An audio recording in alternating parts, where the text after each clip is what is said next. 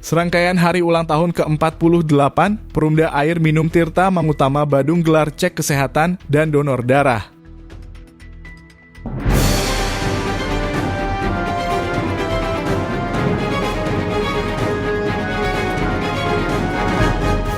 Perumda Air Minum Tirta Mangutama Kabupaten Badung, Kamis 3 Oktober 2024, menggelar donor darah dan cek kesehatan bagi seluruh karyawan dan karyawatinya. Tampak hadir Direktur Utama Iwayan Suyasa, Direktur Teknik Made Suwarsa, Direktur Umum Made Sugita, para kepala bagian, kepala seksi, serta sejumlah undangan lainnya. Karyawan dan karyawati yang mengikuti cek kesehatan tercatat mencapai 100 orang, sementara karyawan dan karyawati yang mendonorkan darahnya tercatat 50 orang. Cek kesehatan yang dilayani meliputi cek gula darah, tensi atau tekanan darah, kolesterol, serta asam urat. Ditemui di sela-sela kegiatan tersebut.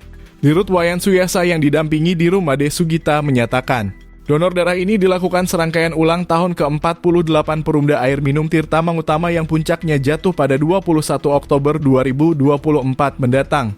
Sebagai lembaga yang melayani pelanggan, karyawan tentu harus sehat. Karena itu pihaknya juga menggelar cek kesehatan seperti asam urat, gula darah, dan kolesterol yang menyasar seluruh karyawan yang ada yang jumlahnya mencapai 300 orang. Kami, Perumda Air Minum Tirta Mangutama Kabupaten Badung, melaksanakan kegiatan donor darah, yang mana kegiatan donor darah ini rutin kami lakukan setiap tahun menjelang ulang tahun kami, yaitu yang saat ini adalah yang ke-48. Kegiatan ini berlangsung berkat bantuan banyak pihak. Di antaranya adalah BPD Bali, Puri Raharja, Rumah Sakit Puri Raharja, Kasih Ibu, InHeart, dan beberapa kemudian lainnya juga ikut mendukung sehingga kegiatan donor darah ini bisa terlaksana. Pegawai kami sebanyak kurang lebih 300 orang ini rata-rata sudah datang. Yang pertama karena di sini juga ada cek kesehatan yang mana kami harus meyakinkan bahwa seorang pelayan itu harus sehat. Maka kami lakukan cek kesehatan, baik itu asam urat, gula darah, kolesterol, dan lain sebagainya. Serangkaian HAT pihaknya juga menggelar water educational yang menyasar kalangan siswa SMA. Ini akan dilakukan di IPA Belusung dan Pasar. Pertimbangannya agar semua pihak atau generasi muda paham apa itu air, sumbernya dari mana dan bagaimana cara menjaga air itu. Selanjutnya bagaimana pengolahannya kok air bisa sampai ke masyarakat. Itu jelas dengan pengolahan baik kimia dan fisika yang disalurkan lewat perpipaan.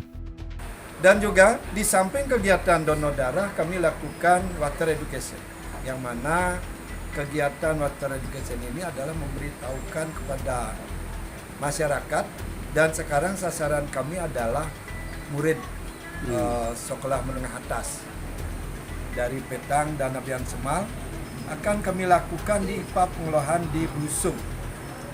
Kenapa dilakukan water education tersebut adalah agar semua pihak, terutama generasi muda, memahami apa itu air, sumbernya dari mana, dan bagaimana cara menjaga air itu.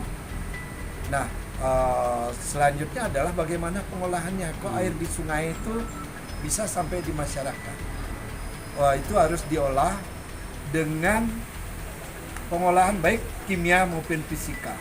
Jadi di sana ada pengolahan dan juga disalurkan lewat perpipaan.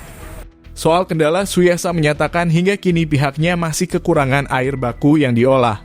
Resapan air di hulu kurang sehingga ketika hujan air langsung lari ke laut.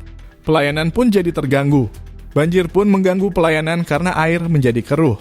Pihaknya hanya bisa mengolah air di kekeruhan 3.000. Langkah yang diambil Perumda dengan melakukan reboisasi yakni penanaman kembali. Serangkaian HUT ini pihaknya sudah melakukan aksi penghijauan di desa Sulangai, Petang dengan menanam 1.000 pohon. Nah, bagaimana dengan kendala-kendala apa yang menjadi masalah? Pertama adalah kendala kurangnya air baku yang diolah. Karena kurangnya air baku di daerah, penyebabnya jelas resapan air di hulu yang kurang. Resapan air di hulu yang kurang, sehingga baru hujan langsung lari ke laut. Nah ini yang menyebabkan juga kita terganggu di pelayanan.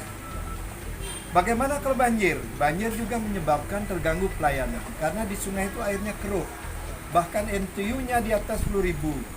Kami bisa mengolah air di kekeruhan 3.000.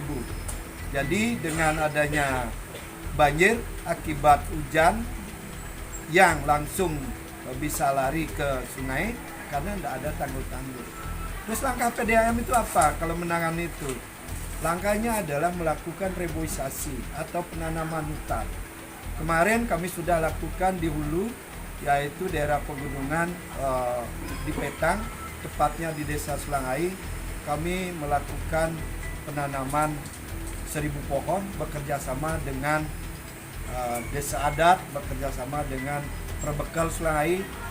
Kendala lain yang dihadapi yakni di distribusi. Ketika ada kegiatan atau proyek, terkadang perpipaan terganggu serta pipa yang berumur saat ada tekanan juga berpeluang mengalami kebocoran. Pihaknya pun melakukan langkah-langkah secara bertahap baik pengaturan tekanan dan melakukan penggantian pipa yang tidak layak. Kendala di lapangan, di jalan di distribusi air. Apa yang menyebabkan distribusi air? Yang tadi di produksinya.